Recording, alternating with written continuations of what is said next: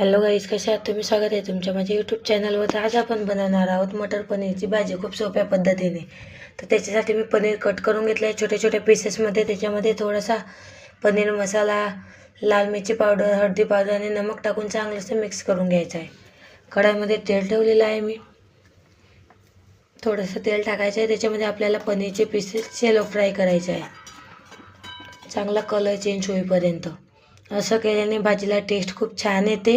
तुम्ही नक्की ट्राय करा.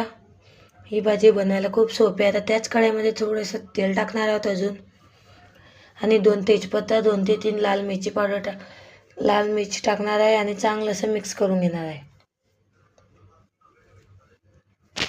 आता त्याच्यामध्ये जिरं आणि अद्रक लसूणची पेस्ट टाकणार आहोत आणि चांगलं असं चटकू देणार आहोत आपण.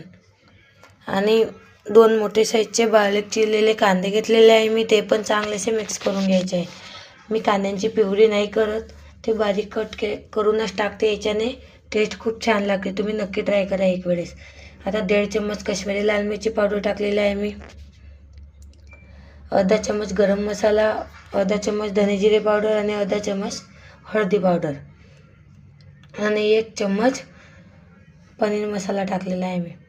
आणि चांगलं असं मिक्स करून घ्यायचं आहे. आणि 1 टोमॅटोची प्युरी होती मिक्सरला बारीक करून घेतलेली, ती टाकायची आहे. आणि तेल सुटेपर्यंत चांगलं असं परतून घ्यायचं आहे मसाल्याला. स्वादानुसार नमक टाकायचं आहे. ही भाजी बनवायला खूप सोपी आहे, नक्की ट्राय करा. आणि माझी रेसिपी आवडली असेल तर चॅनलला लाईक सबस्क्राईब करायला विसरू नका. आता याच्यामध्ये फ्राय केलेले पनीर आणि स्वच्छ धुतलेले मटर टाकलेले आहे आणि चांगलं असं मिक्स करून घ्यायचं आहे. त्याच्यामध्ये पाणी तुम्ही तुमच्या आवडीने टाकू शकता, तुम्हाला किती पातळ पाहिजे असं. ही भाजी हे वाटाणे खूप लवकर शिजून जातात. आता याच्यामध्ये मस्त फ्रेश कोथिंबीर घालूया आणि चांगलं असं मिक्स करून घेऊया. 10 ते 15 मिनटामध्ये आपली भाजी बनवून रेडी आहे. पाहू शकता किती छान बनलेली आहे. नक्की ट्राय करा.